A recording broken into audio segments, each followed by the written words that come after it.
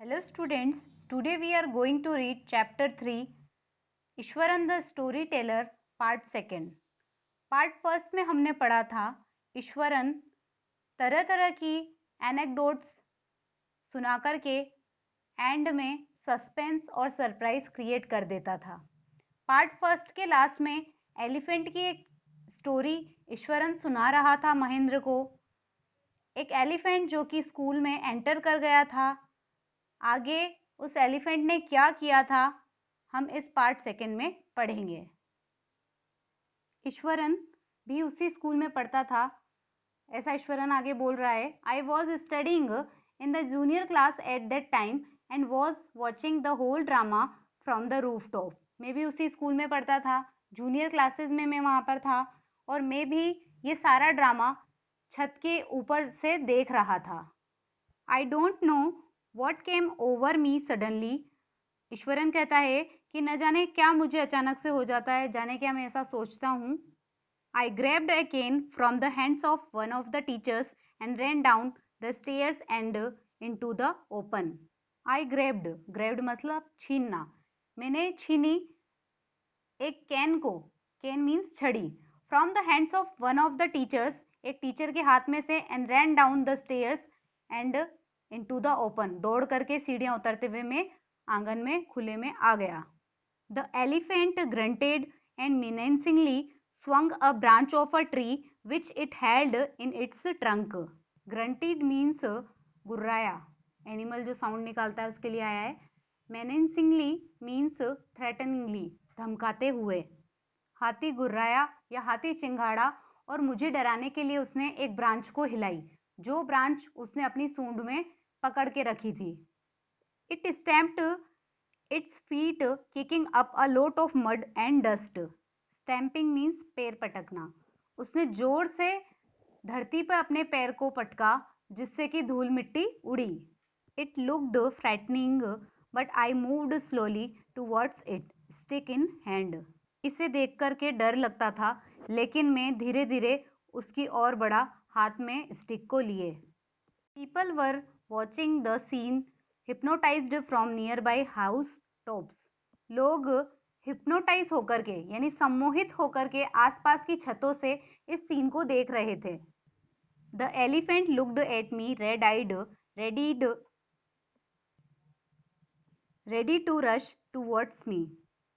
Red-eyed means बहुत ज्यादा गुस्से में। हाथी मुझे काफी ज्यादा गुस्से में देख रहा था और वह मुझ पे तेजी से टूट पड़ने के लिए भी तैयार था। It lifted its trunk and trumpeted loudly. हाथी ने अपनी ट्रंक को उठाया और काफी जोर से चिंघाड़ा। At that moment, I moved forward and mustering all my force, wagged its third toenail on the quick. Mustering means होता है गैदरिंग यानी इकट्ठा करना।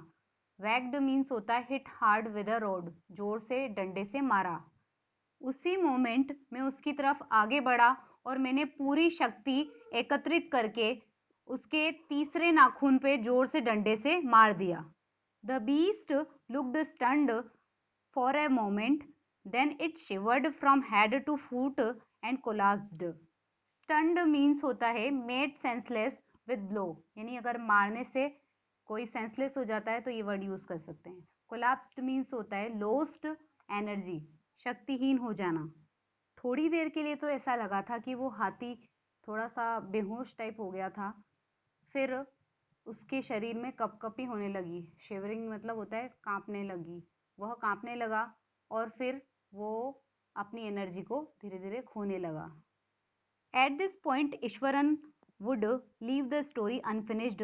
इस पॉइंट पे ईश्वरन ने स्टोरी को अनफिनिश्ड ही छोड़ दिया एंड गेट अप मम्बलिंग, और धीरे धीरे बोलते हुए खड़ा हुआ। I will be back after lightning the gas and warming the up the dinner. धीरे से ईश्वरन बोलता है कि मैं गैस जला करके खाना गर्म करके अभी आता हूँ।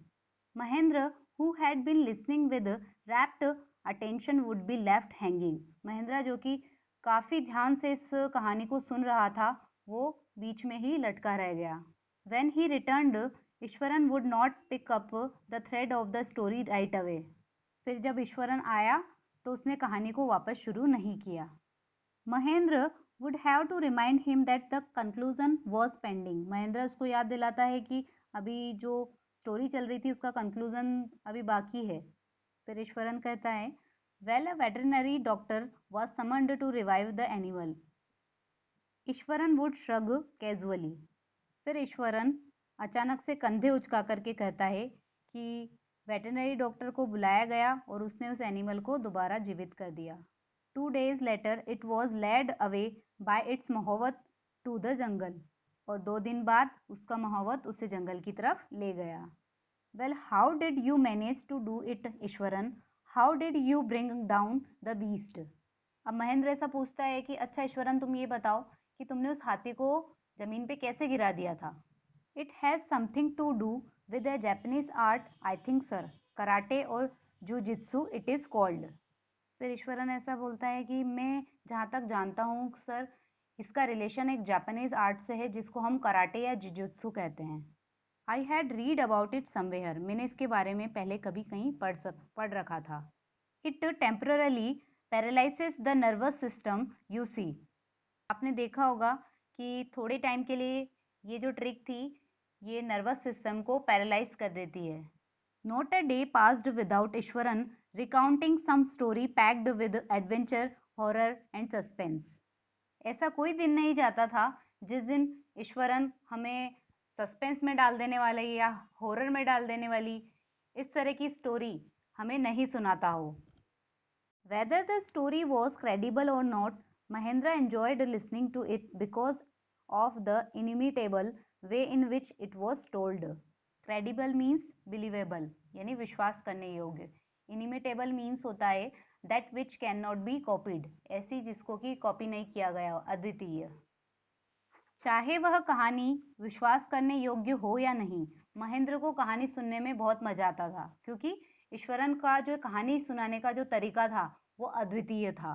Eswaran seemed to more than make up for the absence of a TV in Mahendra's living quarter. Eswaran के कारण महेंद्र को अपने रूम में जो उसका लिविंग क्वार्टर था वहां पर टीवी की एब्सेंस का अनुभव नहीं होता था। One morning when Mahendra was having breakfast, Ishwaran asked, "Can I make something special for dinner tonight, sir?" After all, today is an auspicious day. According to tradition, we prepare various delicacies to feed the spirits of our ancestors today, sir. Delicacies means होता है delicious dishes. एक दिन सुबह जब महेंद्र नाश्ता कर रहा था तो ईश्वरन महेंद्र से पूछता है कि सर आज रात को यानी आज जब डिनर के टाइम पे कुछ स्पेशल डिश बना सकता हूँ क्या, क्योंकि आज का दिन ऑस्पिशियस माना जाता है, काफ़ी ज़्यादा शुभ माना जाता है क्योंकि अकॉर्डिंग टू हमारी ट्रेडिशन आज हमारे जो एंसेस्टर्स हैं उनकी जो स्पिरिट्स होती है, उनकी जो आत्माएं होती है, उनको फीड करने के लिए हम स्वादिष्ट पकवान बनाते हैं। That night Mahendra enjoyed the most delicious dinner and complimented Ishwaran on his culinary skills. Culinary skills मतलब होता है पाक कला कौशल, यानी खाना बनाने में अच्छी कुशलता। उस रात महेंद्र ने जो तरह तरह के स्वादिष्ट डिशेस बनाई गई थी उसका आनंद लिया और ईश्वरन की जो पाक कला की कौशल की उसने प्रशंसा भी की, यानी उसके खाने की जो तारीफ भी की गई। He seemed very pleased but unexpectedly launched into a most garish account involving the supernatural. Eswaran बड़ा ही प्रसन्न दिख रहा था लेकिन अचानक से उसने क्या किया, सुपरनेचुरल की कहानियां सुनाना शुरू कर दी, यानी भूत प्रेत की कहानियां उसने शुरू कर दी सुनाना। अगली कहानी वो शुरू करता है, you know sir, this entire factory area we are occupying was once a burial ground. Started Iswaran बोलना स्टार्ट करता है कि आप जानते हो सर कि ये पूरा कारखाना एरिया, ये जिस एरिया में हम लोग रह रहे हैं, काम कर रहे हैं, यहाँ पे लोगों को गाड़ा जाता था या ये कब्रिस्तान हुआ करता था। Mahendra was jerked out of the pleasant reverie he had drifted into after the satisfying meal. Pleasant reverie से यहाँ पे मतलब है दिवा सपने या दिन के सपने में। ड्रिफ्टेड मीन्स है विचरण करना है, घूमना। महेंद्र जिसने कि इतना अच्छा टेस्टी फूड खाया था उसके बाद वो दिन के सपनों में डूबा हुआ था, दिन के सपनों में वो खोया हुआ था। और इस बात को सुन करके उसको एकदम से झटका लग जाता है, जर्क्ड आउट यानी झटका लग जाना। I knew on the first day itself when I saw a human school lying on the path. Eswaran कहता है कि मैं तो उसी दिन से ये बात जान गया था, जब मैं कभी रास्ते से आ रहा था तो मुझे रास्ते में एक ह्यूमन स्कल मिला था, यानी मनुष्य की एक खोपड़ी पड़ी हुई वहां पर दिखी थी। Even now I come across a number of skulls and bones, Iswaran continued.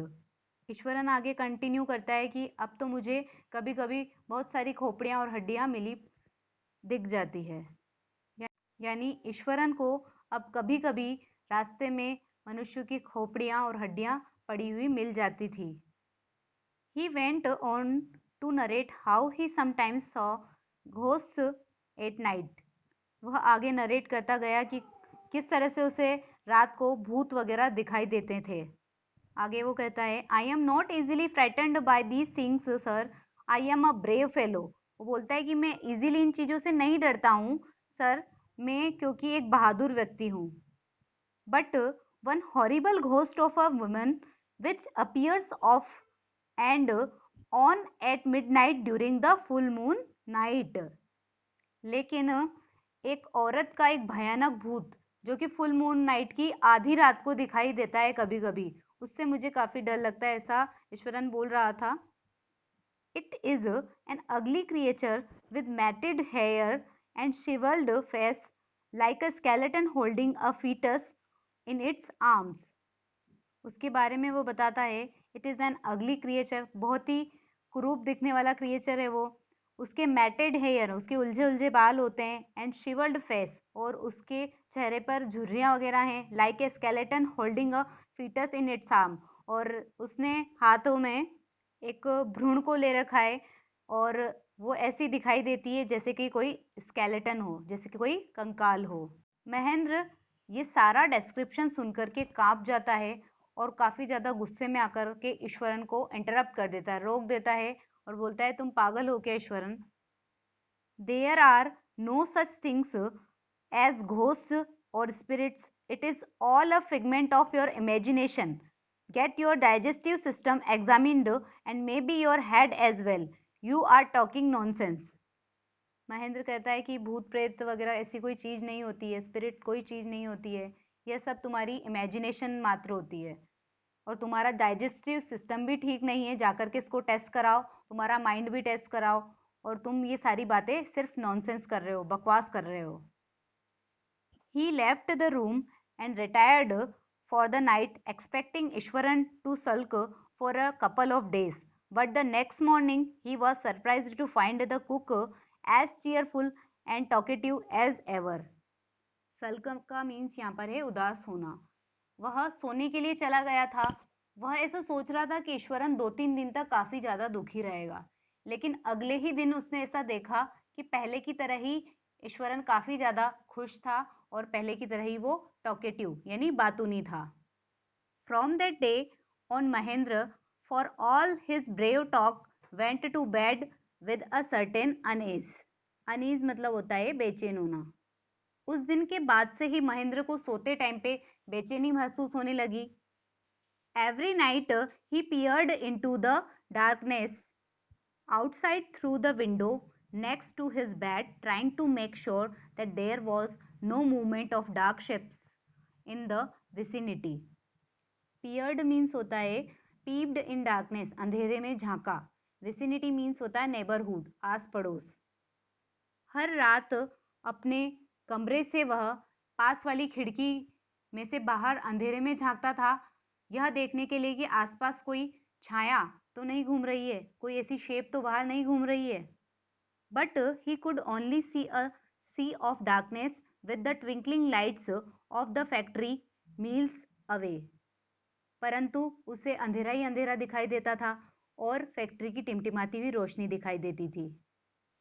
He had always liked to admire the milk white landscape on full moon nights. Full moon nights यानी जब पूर्णिमा की रात होती थी तो उसे तारीफ करना, जो मिल्क वाइट लैंडस्केप होता था उसकी तारीफ करना, यानी दूध के समान जो भूदृश्य उसे दिखाई देते थे उसकी एडमायर करना उसको पसंद था। But after hearing Ishwaran's story of the female ghost, he avoided looking out of his window altogether when the moon was full. लेकिन ईश्वरन द्वारा जो फीमेल घोस्ट की स्टोरी सुनाई गई थी, उसके बाद से जो फुल मून नाइट थी, उसे खिड़की के बाहर उस टाइम पे देखने की हिम्मत भी नहीं हो रही थी और उसने बाहर देखना भी अवॉइड किया. One night Mahendra was woken up from his sleep by a low moan close to his window. एक रात को महेंद्र जाग जाता है क्योंकि उसकी विंडो के पास से एक धीरे धीरे आवाज आ रही थी, रोने की, कराहने की. At first he put it down to a cat prowling around for mice. पहली बार में तो ये मान लेता है कि कोई बिल्ली चूहे के शिकार के लिए चुपचाप छिपे छिपे जा रही है. प्राउलिंग मीन्स होता है चोरी छिपे शिकार करने, खोज करना. But the sound was too guttural for a cat. लेकिन जो आवाज आ रही थी वो काफी ज्यादा कम थी बिल्ली की आवाज से. गटरल मीन्स होता है कंठ की आवाज.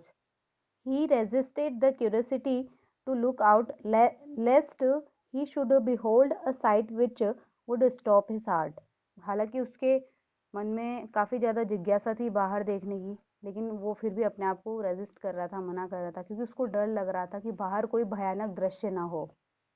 But the wailing became louder and less feline. Feline means होता है रिलेटेड टू कैट, बिल्ली से संबंधित. ये जो आवाज आ रही थी वो तेज होती गई और ये बिल्ली की आवाज नहीं थी. He could not resist the temptation any more. वो अपने लालच को और ज्यादा देर तक नहीं रोक पाया. Lowering himself to the level of the window sill he looked out at the white sheet of moonlight outside. जब उसने विंडो सील से झुक करके देखा तो उसे मूनलाइट की एक शीट, वाइट कलर की चमकती हुई शीट उसे बाहर दिखाई दी. There not too far away was a dark cloudy form clutching a bundle. और ज़्यादा दूरी पे नहीं, ऐसी कोई आकृति उसे दिखाई दी कि उसने एक बंडल को क्लच कर रखा था, मजबूती से उसे पकड़ रखा था. Mahindra broke into a cold sweat and fell back on the pillow, panting. As he gradually recovered from the ghastly experience, he began to reason with himself and finally concluded that it must have been some sort of auto-suggestion, some trick that his subconscious had played on him. अब जो form उसने देखी थी, एक form इस तरह की दिखी थी जिसने बंडल अपने हाथ में पकड़ रखा था. महेंद्र उसको देख करके काफी ज्यादा पसीना पसीना हो जाता है और अपने तकिए पर जाकर के गिर जाता है. पैंथिंग, हांफने लगता है और धीरे धीरे जब वो रिकवर हो जाता है इस घासली एक्सपीरियंस से, इस भयानक एक्सपीरियंस से, वह इसका रीजन ढूंढने की कोशिश करता है. फाइनली उसको ये समझ आता है कि हो सकता है ये किसी प्रकार का ऑटो सजेशन हो, यानी खुद के अंदर से ही कोई चीज समझ में आई हो उसको, या कुछ ऐसी ट्रिक हो सकती है जो उसके सबकॉन्शियस माइंड द्वारा प्ले गई गई हो सकता है उसके अवचेतन मन ने कोई बात सोची हो और वो उसी फॉर्म में उसे दिखाई दी हो. By the time he had goat up in the morning, had a bath.